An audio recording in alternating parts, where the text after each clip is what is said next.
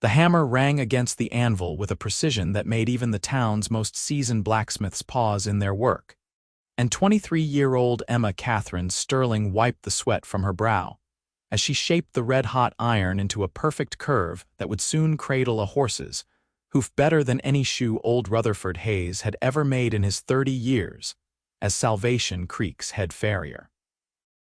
It was the summer of 1876 in the dusty cattle town of Salvation Creek, Colorado Territory.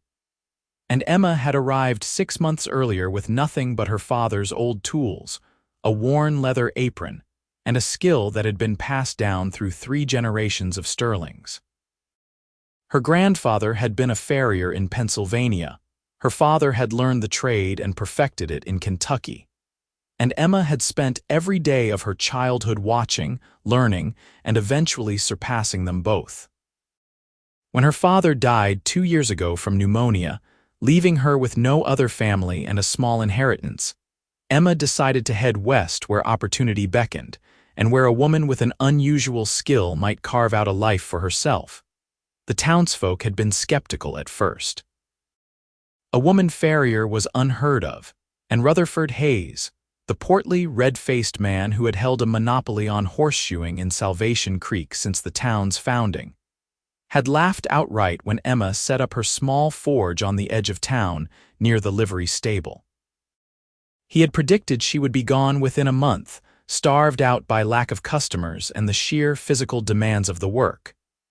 But Emma proved him wrong in ways that surprised everyone, including herself. Her first customer had been old Pete Thornton, who owned the general store and whose mare had thrown a shoe on the road into town. Pete had been desperate, and Rutherford was drunk at the saloon, so he reluctantly brought his horse to the young woman with the kind eyes and capable hands. Emma had examined the mare's hoof with a gentleness that immediately calmed the skittish animal, trimmed it with expert precision, and fitted a shoe that was so perfectly balanced that Pete swore his horse moved better than she had in years. Word spread quickly in a small town, and soon Emma found herself with a steady stream of customers who appreciated not just her skill but her fair prices and the care she took with each animal. Rutherford Hayes had been furious. He had confronted Emma twice, once to tell her she was stealing his livelihood and once to offer to buy her out and send her packing. Emma had refused both times with polite firmness, explaining that there was plenty of work for both of them and that competition was healthy for business. The truth was that Rutherford's work had grown sloppy over the years, his shoes ill-fitting and his manner rough with the horses. Emma's arrival had forced him to improve or lose customers entirely, and his pride would not allow him to admit that a woman barely half his age was doing his job better than he ever had. On this particular Tuesday morning in late July, Emma was working on a shoe for the schoolteacher's gelding when she heard the sound of hooves approaching. She looked up from the anvil, shading her eyes against the bright sun, and saw a rider making his way down the dusty main street toward her forge. The horse was a magnificent chestnut stallion with a white blaze down its face, and the man sitting tall in the saddle cut a figure that made Emma's heart skip in a way that irritated her. She had not come west to moon over cowboys, no matter how broad their shoulders or how confident their seat in the saddle. The rider dismounted with easy grace, looping the reins over the hitching post Emma had installed outside her workspace. He was tall, probably 25 or 26 years old, with sun-bronzed skin and dark hair that curled slightly at the collar of his blue work shirt. His eyes were a striking gray-blue, like storm clouds over mountains, and when he smiled at her, Emma felt her concentration waver for just a moment before she recovered herself and turned back to her work. "You the farrier everyone's talking about?" he asked, his voice a pleasant baritone with the slight drawl of someone who had spent time in Texas.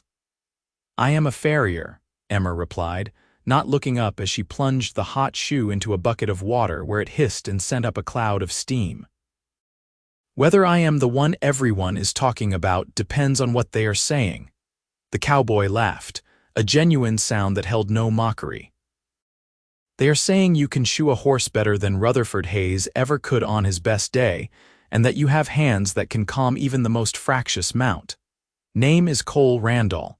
I work the Triple Bar Ranch about 15 miles north of here. Emma finally looked up, meeting his eyes directly. Emma Sterling, and your horse needs shoeing?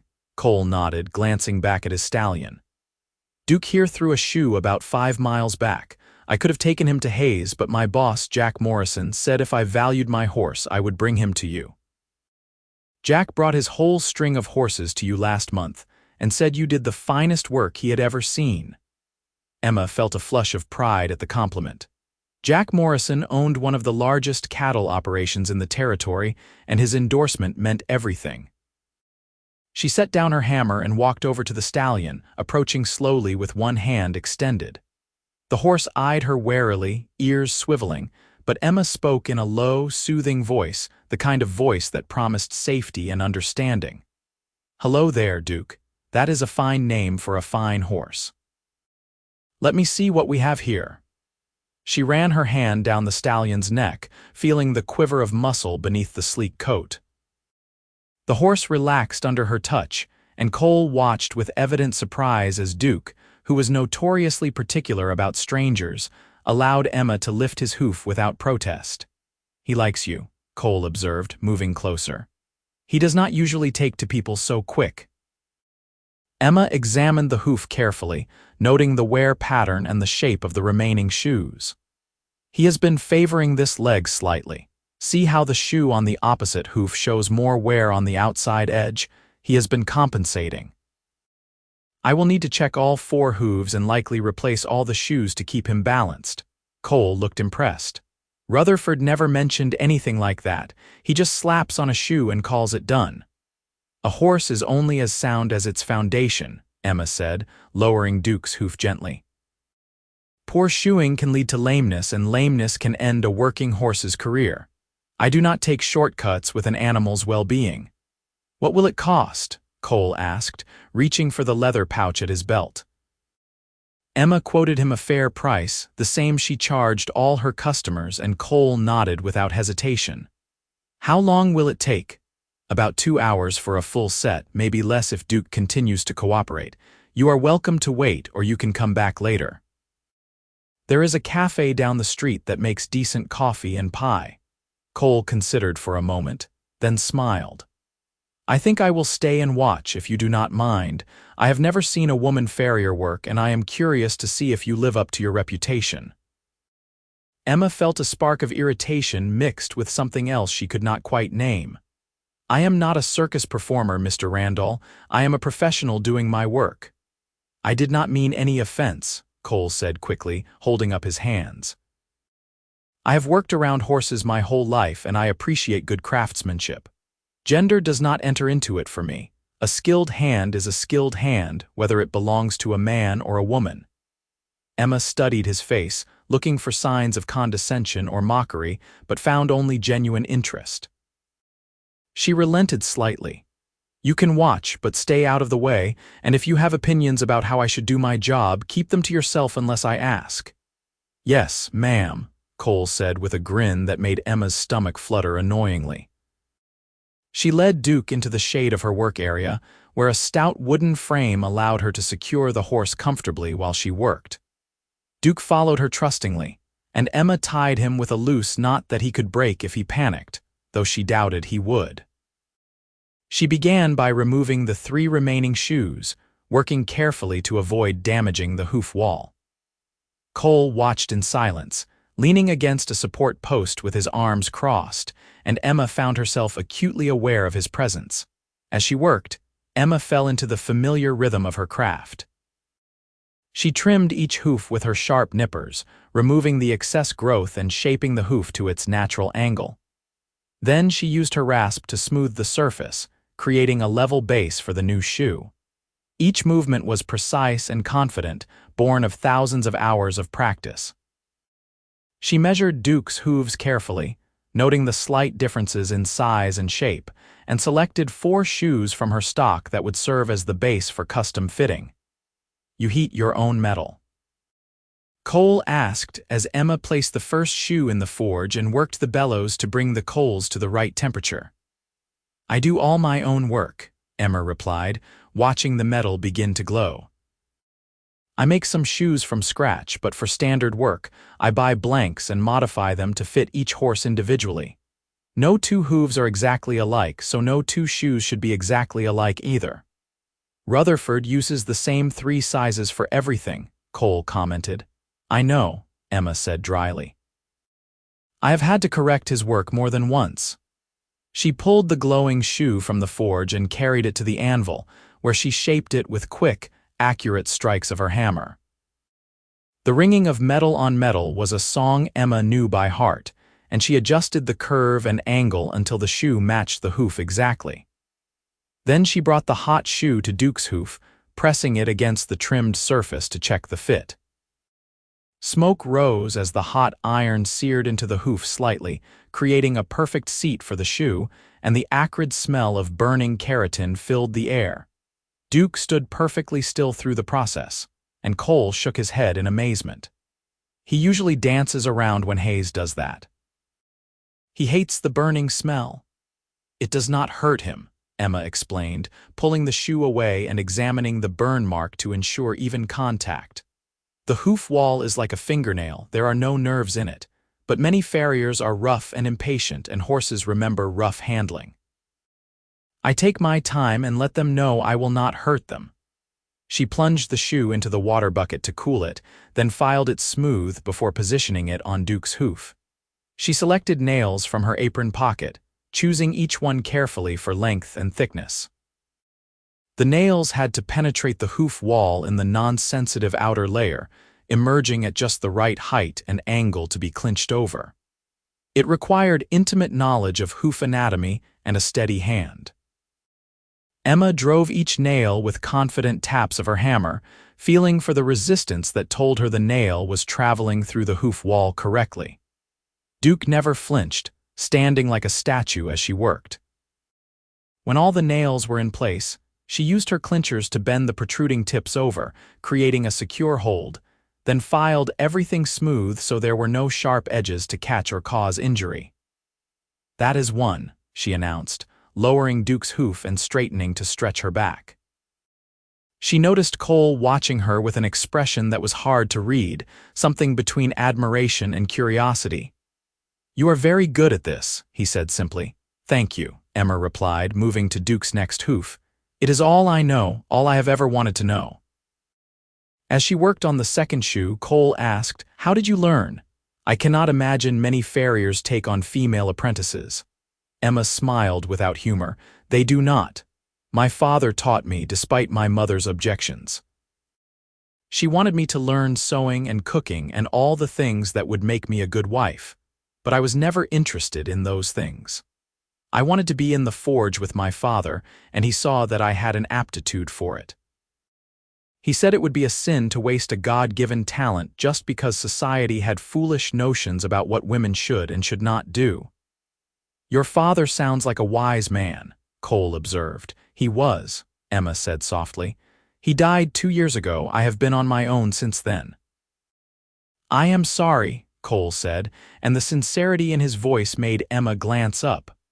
Life goes on, she said, returning to her work. We do what we must.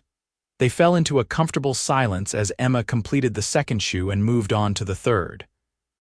The sun climbed higher in the sky and the heat in the forge area became intense.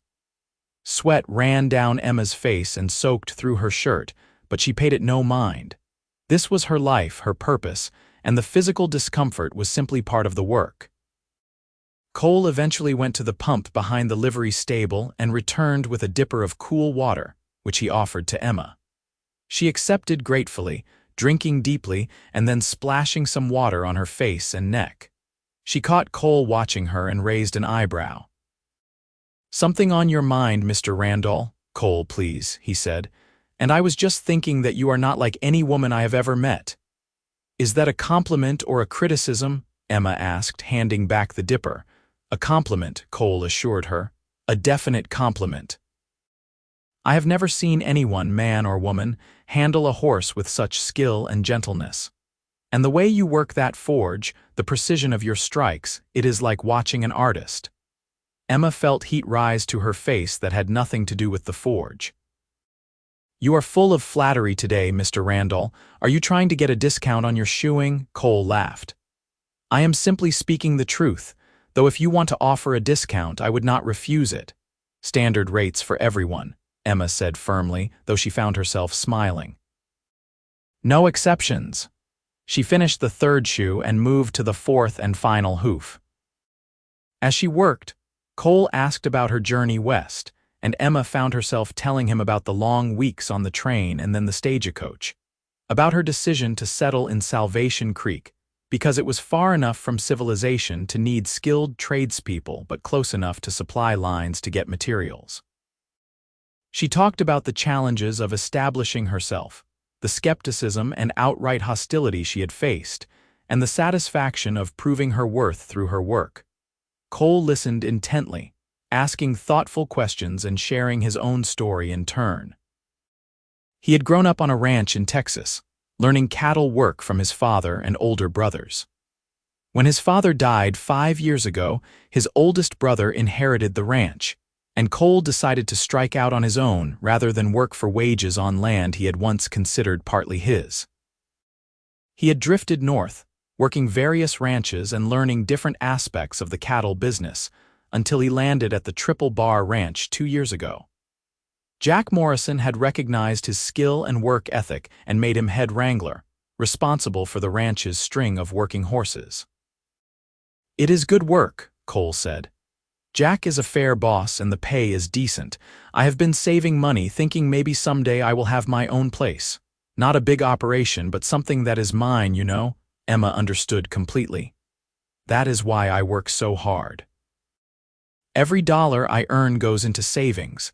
Someday I want to buy land and build a proper forge, maybe take on apprentices. There is no reason other women could not learn this trade if given the chance. That is an admirable goal, Cole said warmly. Emma finished the final shoe and stepped back to admire her work. All 4 shoes were perfectly fitted, the nails clinched smoothly, the edges filed so there was no possibility of injury. She ran her hand down each of Duke's legs in turn, checking for heat or swelling that might indicate a problem, but everything felt good. Duke nuzzled her shoulder affectionately when she untied him, and Emma laughed, scratching behind his ears. He definitely likes you, Cole said, taking the reins. That is his way of saying thank you. He is a good horse, Emma said, giving Duke a final pat. Take care of him. I will, Cole promised. He counted out coins for the payment, adding a little extra, for the water and the conversation. Emma wanted to refuse the tip but recognized it would be churlish. Thank you. I hope Duke serves you well. Cole mounted smoothly, settling into the saddle and gathering the reins. Duke pranced slightly, clearly pleased with his newly balanced feet. I will be bringing him back in about 6 weeks for a checkup, and I will be recommending you to everyone at the ranch. I appreciate that, Emma said, shading her eyes to look up at him. Cole hesitated, as if he wanted to say something more, but finally just tipped his hat. Good day, Miss Sterling. It has been a pleasure. Good day, Mr. Randall, Emma replied, watching as he rode away down the dusty street. She returned to her forge, intending to finish the schoolteacher's gelding, but found her concentration scattered. Cole Randall had unsettled her in ways she did not fully understand. She was accustomed to men underestimating her, to skepticism, and sometimes outright derision. But Cole had treated her with respect, had seen her skill and appreciated it without any apparent need to diminish it because of her gender. And there had been something in his eyes, in the way he watched her work, that made her heart race. Emma shook her head firmly. She had no time for romantic entanglements. Her work was too important, her goals too consuming. Besides, cowboys like Cole Randall were drifters by nature, here today and gone tomorrow. She would not risk her heart on a man who might disappear with the next wind. But over the following weeks, Cole kept appearing in her thoughts at unexpected moments. She would be shaping a shoe and remember the way he had smiled at her. She would be trimming a hoof and recall his voice saying she was an artist. It was infuriating and confusing, and Emma threw herself into her work with even more intensity, trying to drive away the distraction. 3 weeks after Cole's visit, Emma was working late one evening, trying to finish an order for the stage line, when she heard angry voices from the direction of town. She looked up from the forge, frowning, and saw a group of men heading her way. Her stomach tightened when she recognized Rutherford Hayes at the front of the group, his face red with anger and alcohol. "There she is," Rutherford shouted, pointing at Emma. "There is the woman who is ruining honest men's livelihoods with her tricks and her inappropriate behavior." Emma straightened, reaching for the heavy hammer she kept close by. She was not afraid of Rutherford, but she was wary of mob mentality and what drink could do to weak men's judgment. "Go home, Rutherford, you are drunk." "I am not too drunk to see what you are doing," Rutherford snarled, advancing on her forge. "You are stealing my customers with your low prices and your indecent display. A woman has no business doing a man's work." "My prices are fair and I do quality work," Emma said evenly, though her heart was pounding. "If you have lost customers, it is because they prefer skill over sloppiness." Rutherford's face turned even redder. "You have no right to speak to me that way, girl. I have been a farrier in this town longer than you have been alive." "Then perhaps it is time you retired," Emma shot back, "or learned to do better work." Rutherford lunged toward her, and Emma raised the hammer defensively, but one of the other men grabbed Rutherford's arm. "Easy now, Ruddy. We did not come here to brawl with a woman." "Then why did you come?" Emma demanded, looking at the half-dozen faces surrounding her forge. She recognized most of them as regulars at the saloon, men who did odd jobs around town but had no real stake in the Farrier business. "We came to tell you that you are not wanted here," another man said. "This is a decent town, and we do not need women putting on airs and taking work away from men who have families to feed." "I have as much right to work as anyone," Emma said, keeping her voice steady. "And if Rutherford cannot compete fairly, that is his problem, not mine." "Fair," Rutherford laughed bitterly. "There is nothing fair about a woman using her feminine wiles to steal customers. Everyone knows you flirt with the ranchers and cowboys to get their business." Emma felt rage flood through her. "That is a lie, and you know it. I have never used anything but skill and honest work to earn my way." "Get out of Salvation Creek," Rutherford said, his voice dropping to a menacing growl. "Go back east where women belong. We do not want you here." "And if I refuse?" Emma asked, gripping the hammer tighter. "Then we will make things very unpleasant for you," Rutherford threatened. Before Emma could respond, a new voice cut through the tension. "That sounds an awful lot like a threat, Hayes. And I do not take kindly to men threatening women, drunk or sober." Everyone turned to see Cole Randall riding out of the gathering dusk, with 2 other cowboys flanking him. Emma's heart leaped with relief, and something else she did not want to examine too closely. Cole dismounted and walked directly to Emma's side, his posture relaxed but his eyes hard as flint. "This is none of your business, Randall," Rutherford said, but there was less certainty in his voice now. "I am making it my business," Cole replied calmly. "Miss Sterling did excellent work on my horse, and I would hate to see anything happen to her or her forge. Jack Morrison feels the same way, as do most of the ranchers in this territory. We value skilled workers, regardless of their gender." One of the cowboys with Cole spoke up. "Jack sent us into town for supplies and told us to check on Miss Sterling, make sure she was not having any trouble. Looks like we arrived just in time." The men with Rutherford began to shift uncomfortably, clearly unwilling to take on Morrison's men. The Triple Bar Ranch employed over 20 cowboys and wielded considerable economic influence in the region. Going against Morrison was not a wise move for anyone who wanted to do business in Salvation Creek.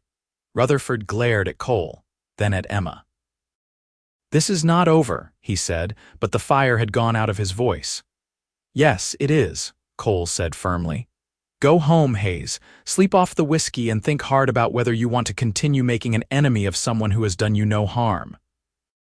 Miss Sterling has every right to run her business, and anyone who interferes with that will answer to Jack Morrison and every other rancher who depends on her skill. Rutherford muttered something under his breath, but turned and walked away, his supporters following like deflated shadows. Emma watched them go, feeling the adrenaline slowly drain from her body, leaving her shaky and exhausted. She lowered the hammer, surprised to find her hand trembling. "Are you all right?" Cole asked, his voice gentle now. "I am fine," Emma said, though she was not entirely sure that was true. "Thank you for intervening. I could have handled them, but I am grateful I did not have to." "I have no doubt you could have handled them," Cole said with a slight smile. "But sometimes it is easier to avoid a fight than win one. May we stay for a bit, make sure they do not come back?" Emma nodded, suddenly feeling very tired. "Would you like coffee? I have a pot on the stove in my cabin."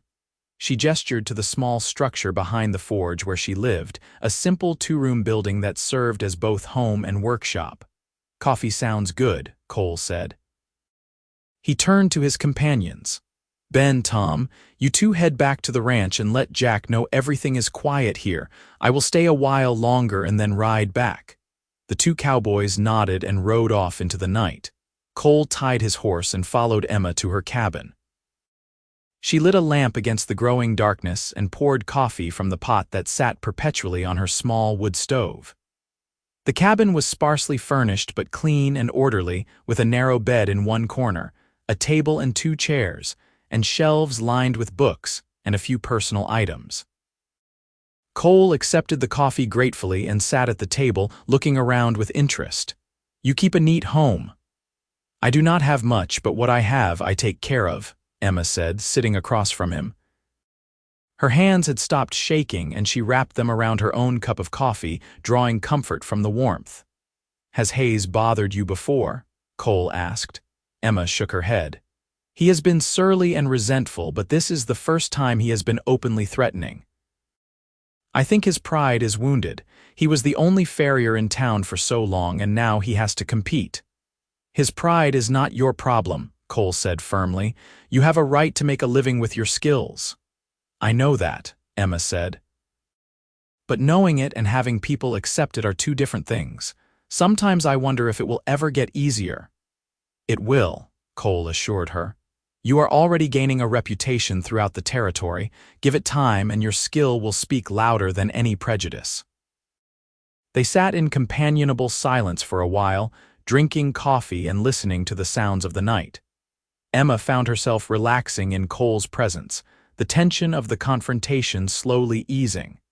There was something solid and reassuring about him, a steadiness that made her feel safe. "Why did you really come into town tonight?" Emma asked finally. "Supply runs are usually during the day." Cole smiled a bit sheepishly. "Jack did send us for supplies, but I volunteered to come specifically because I wanted to check on you.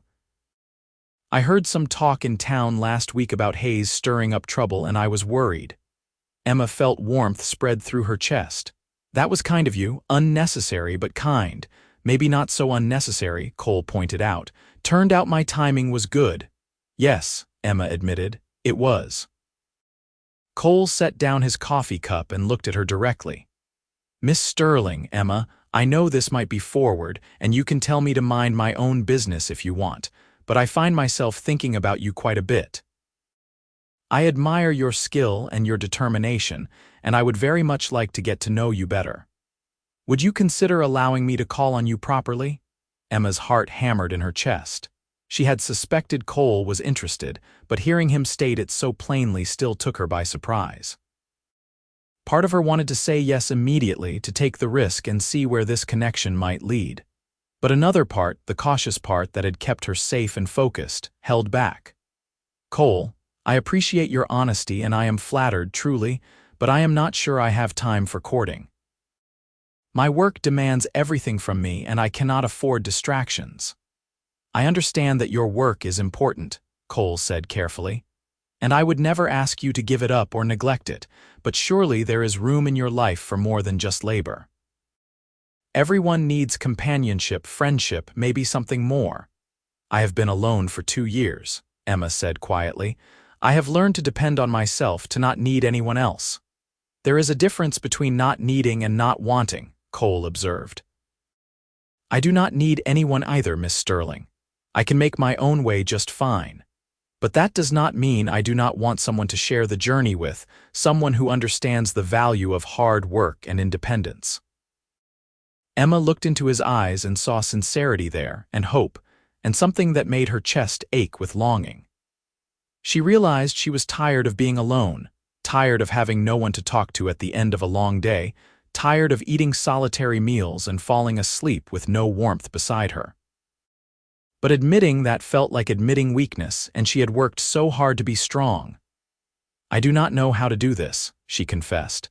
I have never been courted before. My father kept me too busy, and after he died, I was too focused on survival. Then we will figure it out together, Cole said with a gentle smile.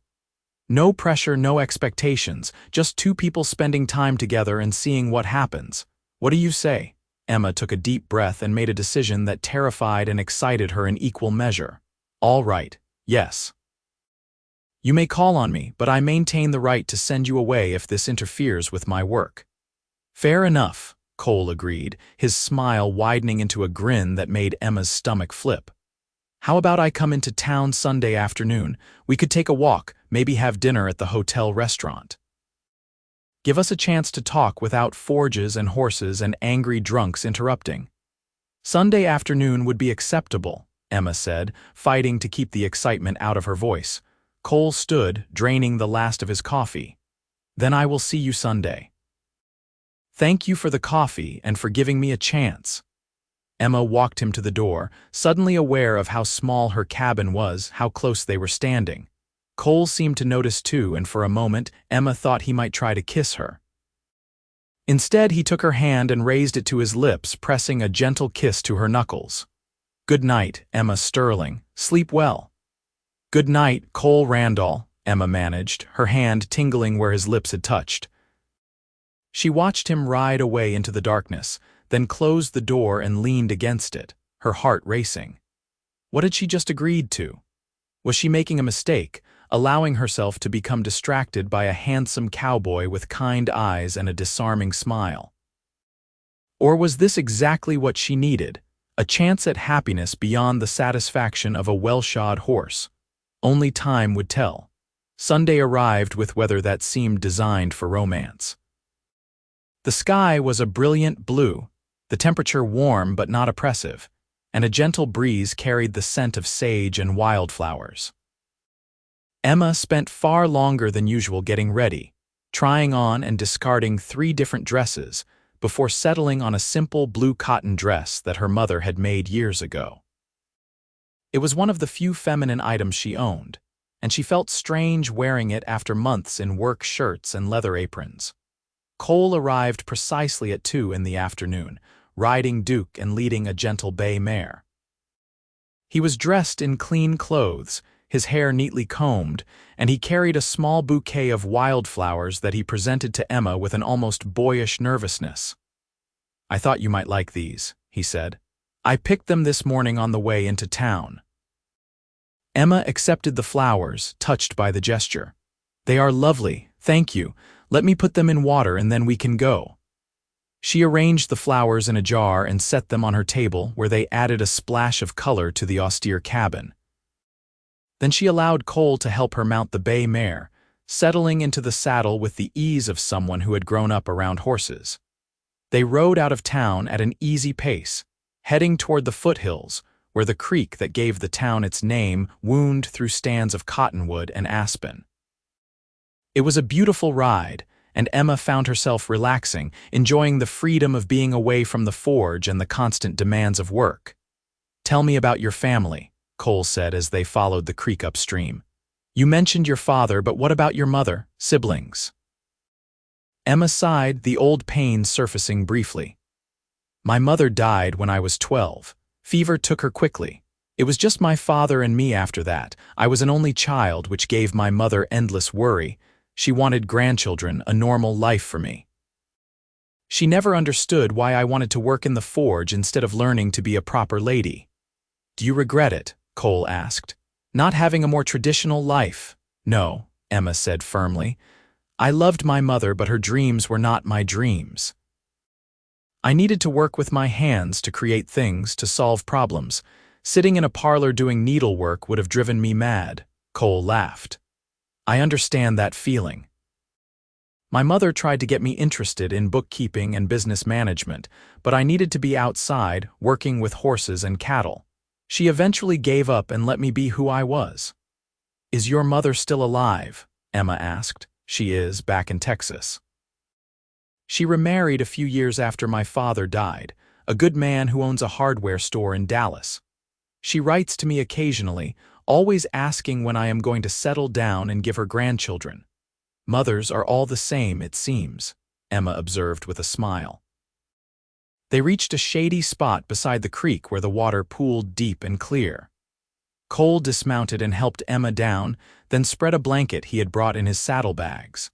They sat together on the blanket, watching the water flow and listening to the birds in the trees overhead. This is peaceful, Emma said, leaning back on her hands. I forget sometimes that there is more to life than work. Work is important, Cole agreed, but so is rest, so is joy. My father used to say that a man who only works and never plays becomes as dull and useless as a blade that is never sharpened. That is wise, Emma said. I will try to remember it. They talked for hours, sharing stories from their childhoods, their dreams for the future, their fears and hopes. Emma found herself opening up to Cole in ways she had not opened up to anyone since her father died. There was something about him that made her feel safe, understood, accepted for who she truly was. As the afternoon wore on, Cole grew more serious. Emma, I want to be honest with you about something. I know we are just getting to know each other, but I need you to understand that I am not a man who takes courting lightly. When I showed interest in you, it was not a casual thing. I have met a lot of women over the years, but none of them affected me the way you do. Emma's breath caught. Cole, that is a lot to put on a first proper outing. I know, Cole said, meeting her eyes, and I am not asking for any promises or commitments. I just want you to know that my intentions are serious. I am not going to court you for a few weeks and then drift away. If we do this, I am in it for the long term wherever it leads. Emma felt a mix of fear and excitement. I appreciate your honesty, and I will be honest in return. I am attracted to you, Cole, more than I want to admit, but I am also terrified. My independence is everything to me. I have worked so hard to establish myself, and I cannot risk losing that. I would never ask you to give up your independence, Cole said earnestly. I admire your work, Emma. It is part of who you are, and I would not want you to be anyone other than who you are. Many men say that, Emma said quietly. But when it comes down to it, they want a wife who will stay home, cook meals, raise children, and give up everything else. I am not many men, Cole said simply. And I am not looking for a traditional wife. I am looking for a partner, someone who is my equal in strength and determination.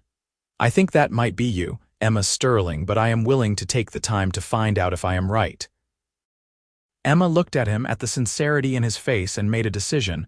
All right, let us see where this goes, but slowly, Cole. I need to take this slowly. As slow as you need, Cole promised. I am a patient man. They stayed by the creek until the sun began to sink toward the horizon, painting the sky in shades of orange and pink. Then they rode back to town, arriving just as the lamps were being lit along the main street. Cole helped Emma dismount outside her cabin and stood there awkwardly for a moment, clearly wanting to do something but unsure what was appropriate. Emma made the decision for him, rising on her toes and kissing his cheek quickly. Thank you for a lovely afternoon. I enjoyed myself very much.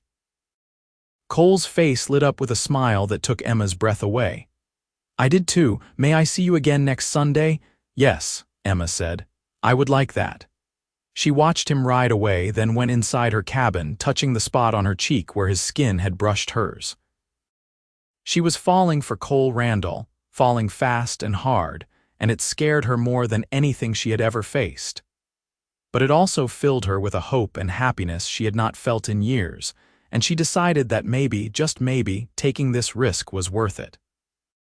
Over the following weeks, Cole became a regular presence in Emma's life.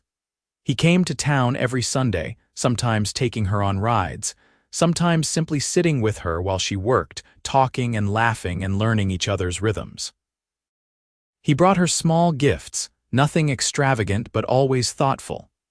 A book of poetry he thought she might enjoy, a new rasp for her tools that he had ordered special from Denver, a jar of honey from the ranch. Emma found herself looking forward to Sundays with an anticipation that interfered with her focus during the week. She caught herself daydreaming about Cole's smile, about the way his hands looked holding the reins, about the sound of his laugh.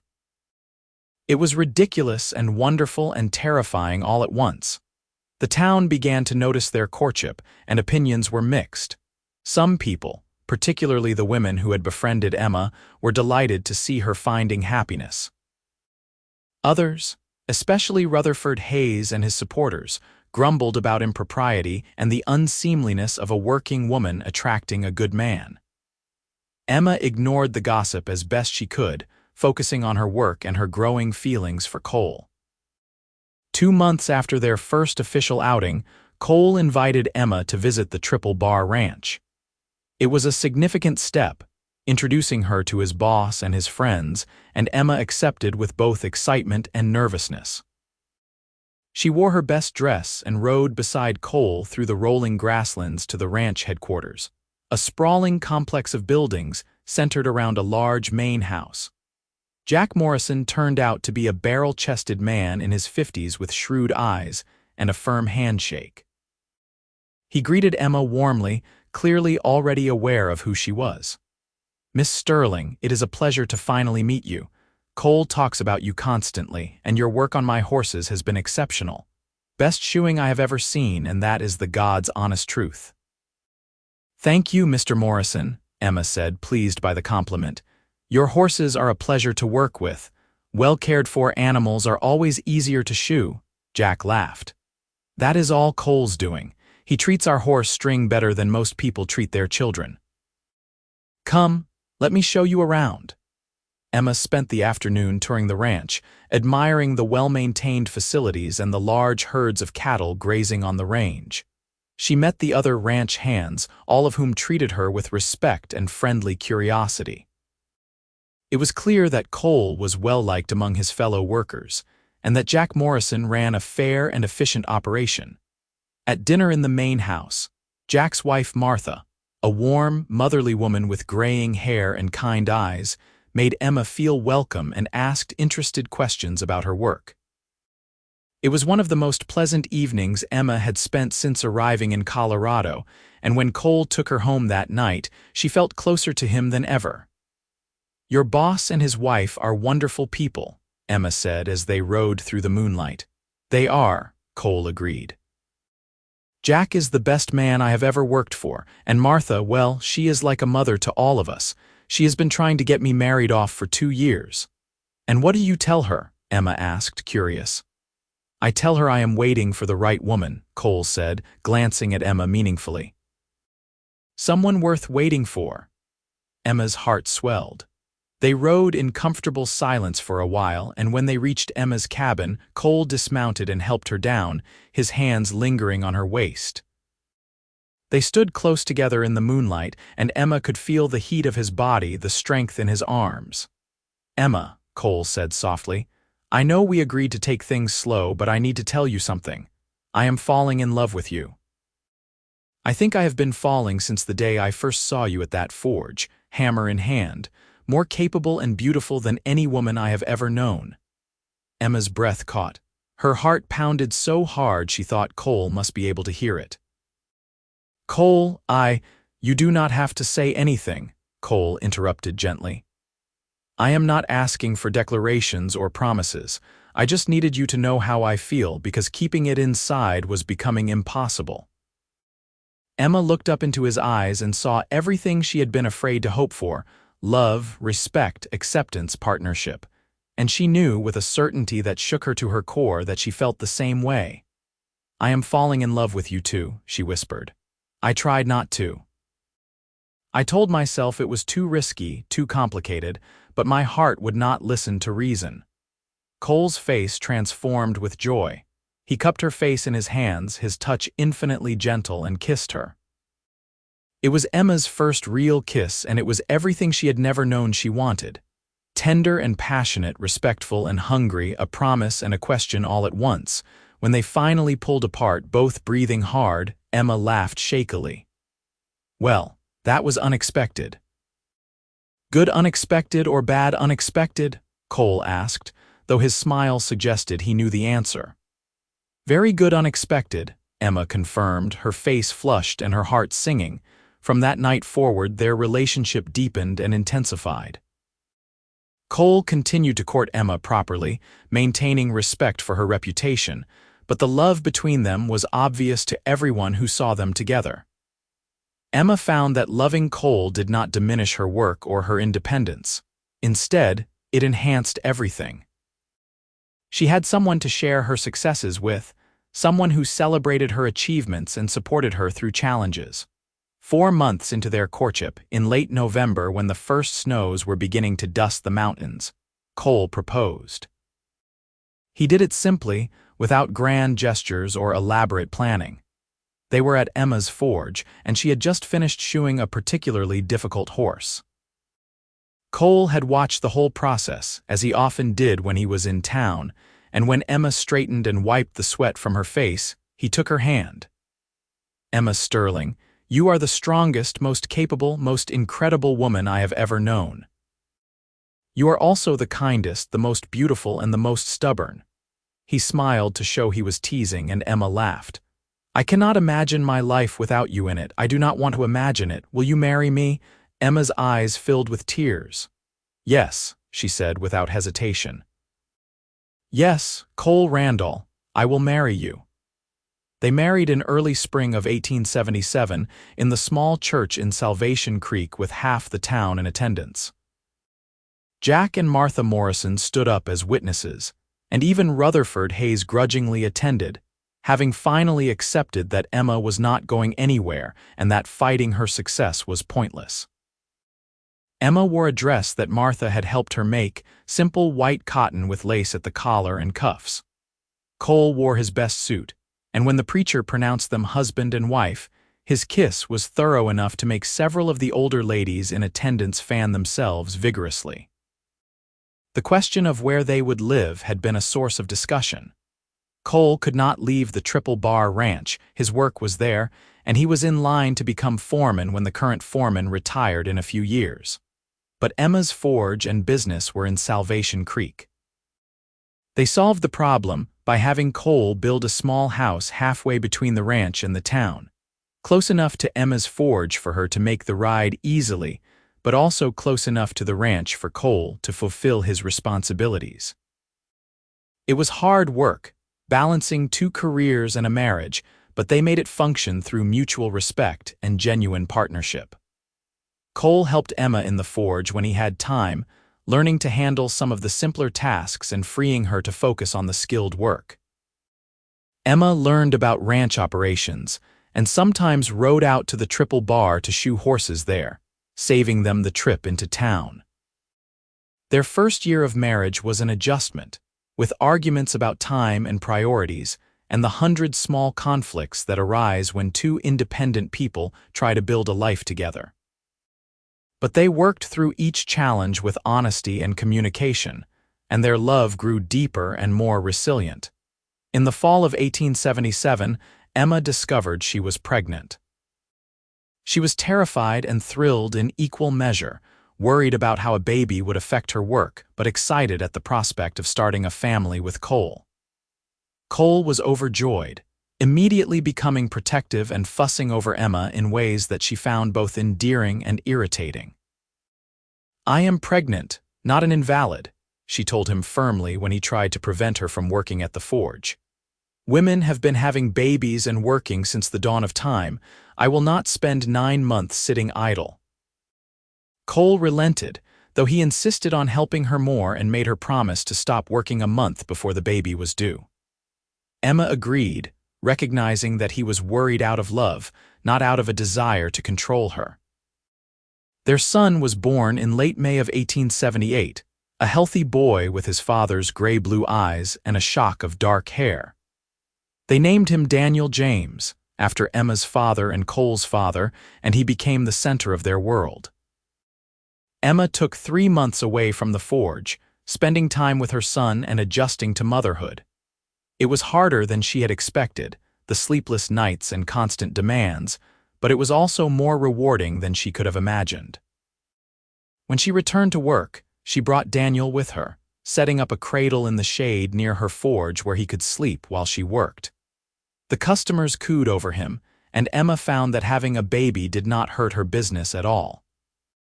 If anything, it humanized her in the eyes of people who had seen her only as an oddity. Cole was a devoted father, spending every free moment with his son, teaching him to recognize horses and cattle even before Daniel could walk. Emma watched them together and felt her heart overflow with love and gratitude. This was the life she had never dared to dream of, and it was more fulfilling than she could have imagined. Over the next several years, their family grew. A daughter, Sarah Elizabeth, arrived in 1880, small and fierce like her mother. Another son, Thomas Cole, followed in 1882, completing their family. Emma continued to work throughout, her skill and reputation growing until she was known throughout Colorado Territory as one of the finest farriers in the region. In 1883, Rutherford Hayes finally retired, his health failing and his business completely eclipsed by Emma's success. In a moment of surprising grace, he came to Emma's forge one day and offered a gruff apology. "I was wrong about you, Miss Sterling, excuse me, Mrs. Randall. You are a fine farrier, better than I ever was. I let my pride and my prejudice blind me to that. I am sorry for the trouble I caused you." Emma accepted his apology with dignity. "Thank you, Mr. Hayes. That means more than you know." They never became friends, but the animosity ended and Emma felt a weight lift from her shoulders. She had proven herself not just to Rutherford but to everyone who had doubted her. She had built a business, a family, and a life on her own terms, and she had done it without compromising who she was. In 1885, Cole was promoted to foreman of the Triple Bar Ranch, a position he had earned through years of hard work and dedication. The promotion came with a substantial raise in pay and a house on the ranch property, larger and more comfortable than their current home. Emma and Cole discussed the move carefully, weighing the benefits against the challenges it would present for Emma's business. In the end, they decided to make the move, with Emma establishing a second forge on the ranch property. She continued to maintain her forge in Salvation Creek, riding in 3 days a week to handle customers there, while working from the ranch the other days.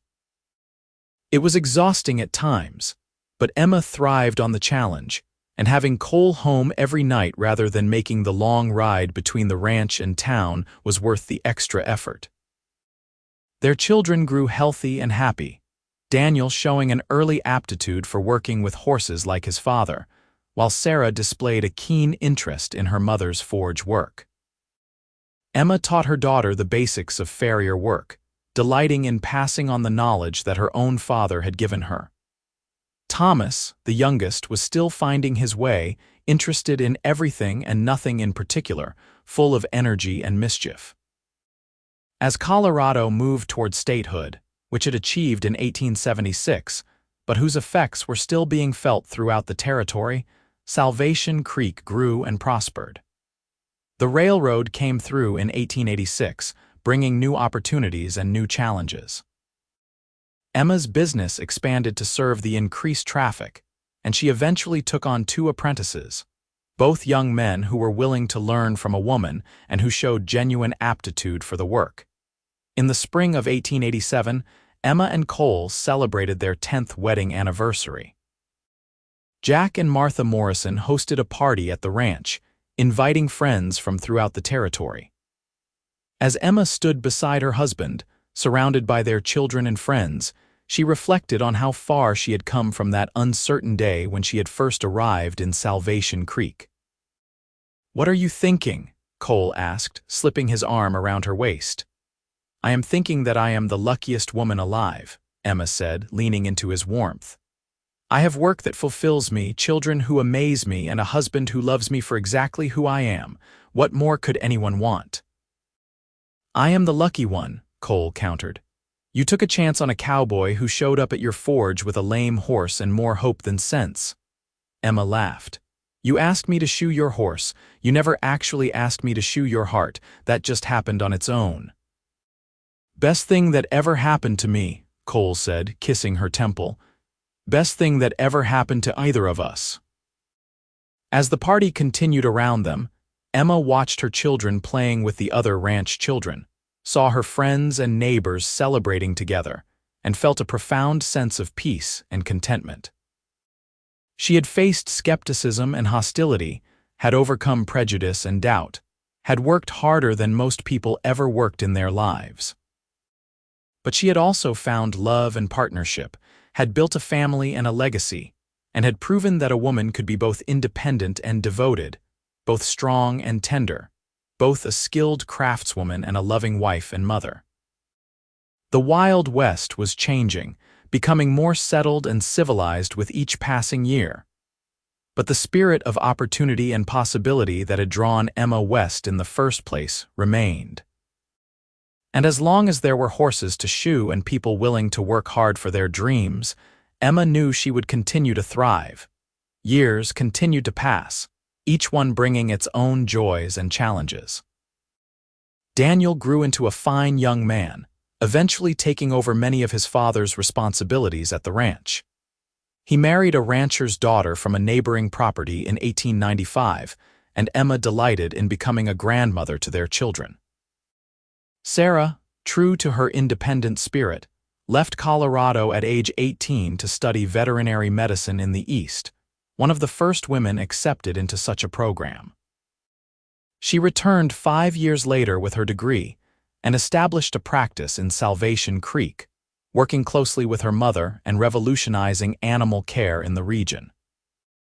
Thomas, the youngest, discovered a talent for business and eventually took over the management of Emma's Farrier operation, expanding it into a full blacksmith and metalworking shop that served the entire territory.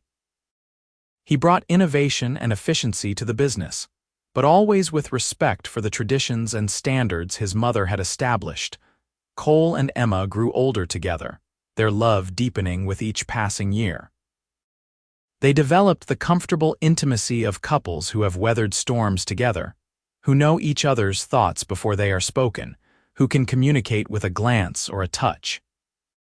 Cole's hair turned gray, and Emma's hands bore the scars and calluses of decades of hard work.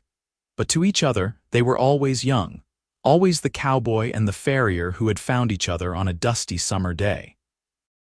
In 1900, as the new century dawned, Emma and Cole sat on the porch of their ranch house, watching the sunset paint the mountains in shades of purple and gold.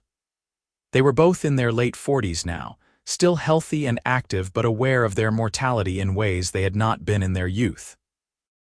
"Do you have any regrets?" Emma asked, a question that had been on her mind as she reflected on the turn of the century. Cole considered carefully before answering. "None about the big things. I would not change a single major decision I made, especially not the decision to walk into your forge that day and ask you to shoe my horse. How about you?" "No regrets," Emma said firmly. "I have lived exactly the life I wanted to live on my own terms with the man I love beside me every step of the way. Not many people can say that." "We have been blessed," Cole agreed. "Blessed with good fortune, good friends, good children, and each other." They sat in comfortable silence as the stars began to emerge in the darkening sky. Emma thought about the girl she had been, arriving in Salvation Creek with nothing but tools and determination. She thought about the woman she had become, respected and successful, surrounded by family and love. And she thought about the journey between those 2 points, every triumph and setback, every moment of doubt and certainty. "You know what I am most proud of," Emma said suddenly. "What?" Cole asked. "I proved that a woman could do what I did." Not just for myself, but for Sarah and for every girl who comes after us. I showed that competence and skill matter more than gender, that determination can overcome prejudice, and that a woman does not have to choose between work and family. She can have both if she is willing to fight for it. You did more than prove it, Cole said, taking her hand. You lived it. And you inspired others to do the same. That is a legacy worth having. As they grew older, Emma gradually reduced her workload, taking on fewer customers and spending more time with her grandchildren. She never fully retired, though, continuing to take on special projects and complicated cases that challenged her skills. Cole likewise stepped back from his foreman duties, training his replacement and transitioning into an advisory role at the ranch. They celebrated their 25th wedding anniversary in 1902 with a large gathering that brought together family and friends from across the state. Colorado was fully civilized now, the wild west of their youth transformed into an orderly, prosperous place. But the values they had learned in those earlier, harder times remained: self-reliance, determination, loyalty, and the importance of honest work. In 1905, Emma published a manual on Farrier techniques, one of the first comprehensive guides written by a woman for an audience of both men and women. The book was well received and became a standard text for apprentice farriers throughout the western states. Emma received letters from women across the country who had been inspired by her example, and she answered each one personally, offering encouragement and practical advice. Cole continued to be her greatest supporter and fiercest champion. When they attended regional farrier conventions together, he would introduce Emma with obvious pride, making sure everyone knew of her accomplishments and innovations. He never seemed to feel threatened by her success or fame. Instead, he reveled in it, secure in their partnership and in his own achievements. Their children gave them 7 grandchildren in total, each one cherished and spoiled appropriately. Emma taught her granddaughters that they could be anything they wanted to be, while Cole taught his grandsons that respecting women and treating them as equals was the mark of a true man. Together, they created a family legacy of mutual respect, hard work, and unconditional love. In the summer of 1910, Emma and Cole took a trip back to Pennsylvania, where Emma's father had learned his trade. It was an emotional journey for Emma, visiting the places of her childhood and introducing Cole to the roots of her family. They stood in the cemetery where her parents were buried, and Emma told them about the life she had built, the family she had raised, and the love she had found. "I think they would be proud," Cole said, his arm around Emma's shoulders. "I hope so," Emma said, wiping away tears. "I tried to live in a way that would honor them and the sacrifices they made for me." "You succeeded," Cole assured her, "more than you know." As they entered their 60s, Emma and Cole settled into a peaceful rhythm. They spent their days at the ranch, enjoying the simple pleasures of gardening, reading, and watching their grandchildren grow. Emma still kept a small forge, working on projects for her own satisfaction rather than necessity. Cole still worked with the ranch horses, unable to completely leave behind the work he loved. They took walks together every evening, weather permitting, talking about everything and nothing. Sometimes they discussed memories, reliving moments from their long life together. Other times they talked about current events or family matters. And sometimes they simply walked in companionable silence, content in each other's presence. In 1915, as World War I raged in Europe and America debated its involvement, Emma and Cole celebrated their 38th wedding anniversary quietly at home. Their children and grandchildren came to visit, filling the house with noise and laughter and love. Emma looked around the dinner table at the family she and Cole had created, at the legacy they would leave behind, and felt overwhelming gratitude. That night, alone in their bedroom, Cole held Emma close and said, "Thank you." "For what?" Emma asked, puzzled. "For saying yes all those years ago. For taking a chance on a cowboy with a lame horse and big dreams. For building this life with me, for everything." Emma kissed him softly. Thank you for seeing me as I truly was, for never asking me to be less than I could be, for supporting my dreams as fiercely as your own. Thank you for loving me, always, Cole promised. From that first day at your forge until my last breath, I will always love you. They fell asleep in each other's arms as they had done for nearly 4 decades, secure in a love that had only grown stronger with time. Emma lived to the age of 76, passing peacefully in her sleep in 1929 with Cole holding her hand. She had outlived many of her contemporaries and had seen the world transform in ways she could never have imagined in her youth. Automobiles had replaced horses for most transportation. Women had won the right to vote, and the Wild West of her youth existed only in memory and legend. But Emma's legacy lived on in tangible ways. Her daughter Sarah's veterinary practice continued to thrive, serving animals throughout the state. Her son Thomas's metalworking business had expanded into multiple locations, employing dozens of people and carrying on the tradition of quality craftsmanship Emma had established. Her eldest son Daniel's ranch had become one of the most successful in Colorado, known for its excellent horses and ethical treatment of animals. Her grandchildren and great-grandchildren carried forward the values she had instilled. The importance of hard work, the value of treating everyone with respect regardless of gender or background, and the understanding that love and partnership were built on equality and mutual support.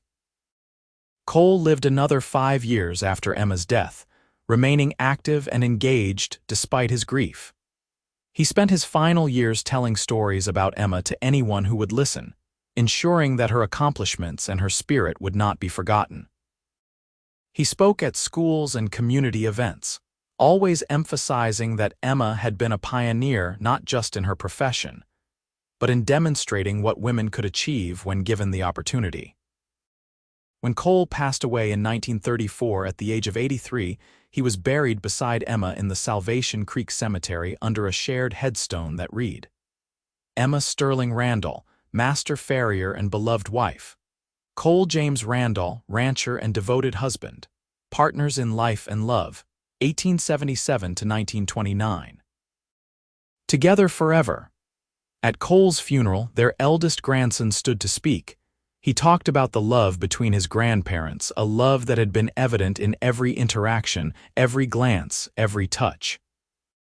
He spoke of how they had built a life based on mutual respect and genuine partnership, how they had supported each other's dreams while building their own dreams together.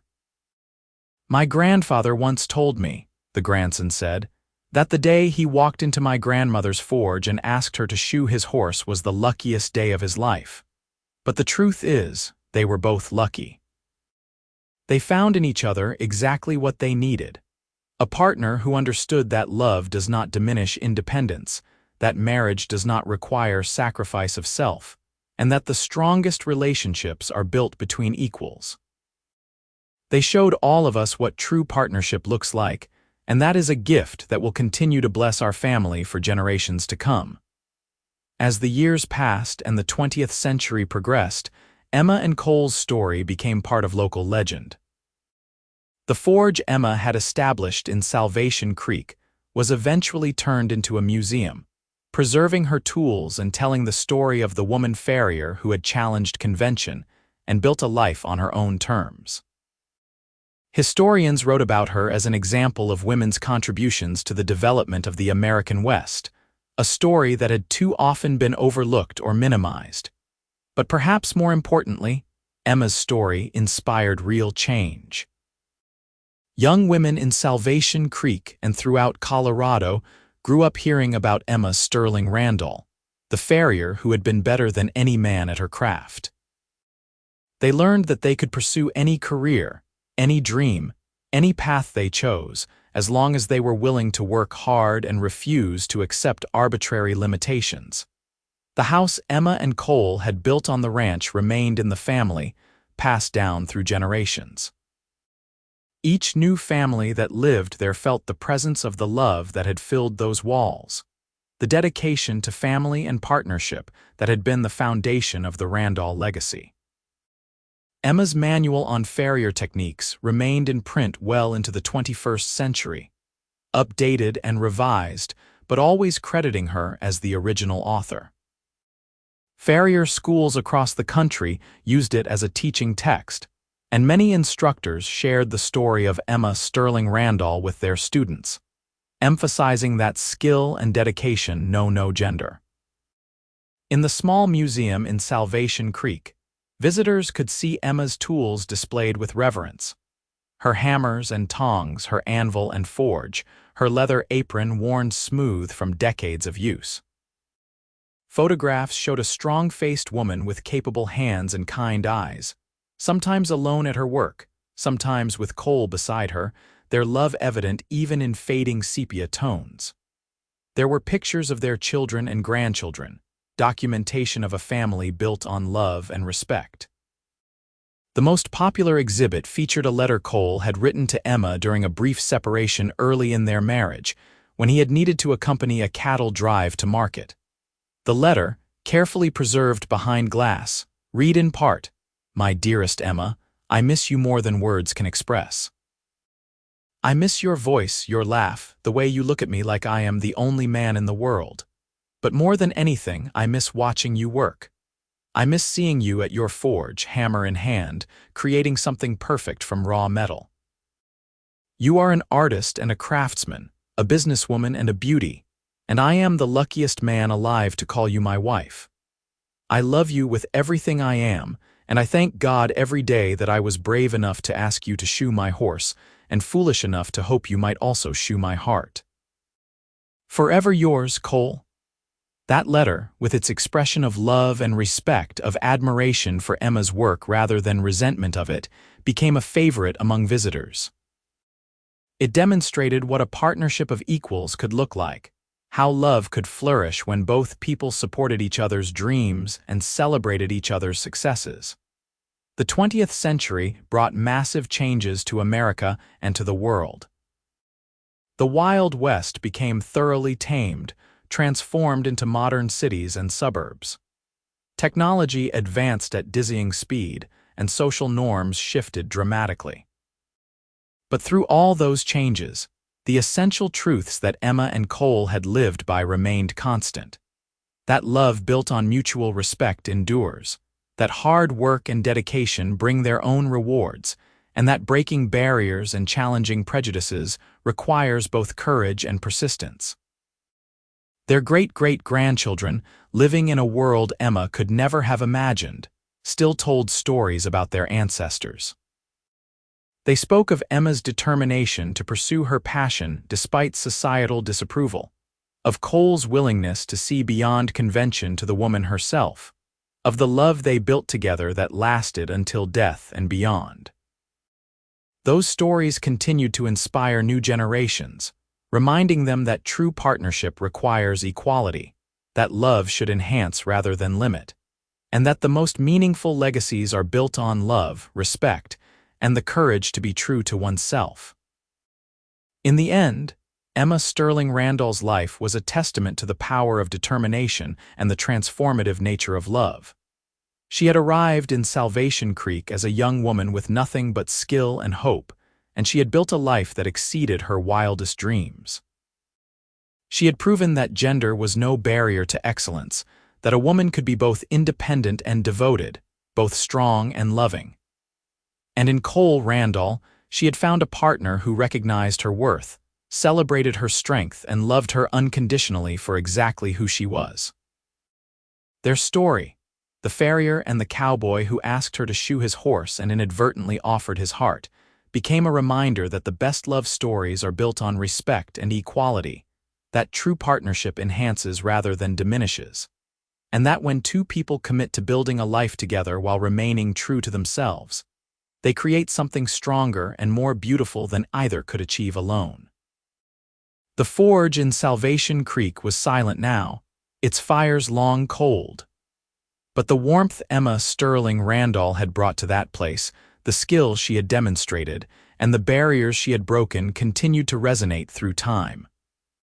And somewhere in the wind that blew through the Colorado mountains, if you listened carefully, You might still hear the ring of hammer on anvil, the steady rhythm of honest work, and the echo of a love that had endured through decades and beyond death itself.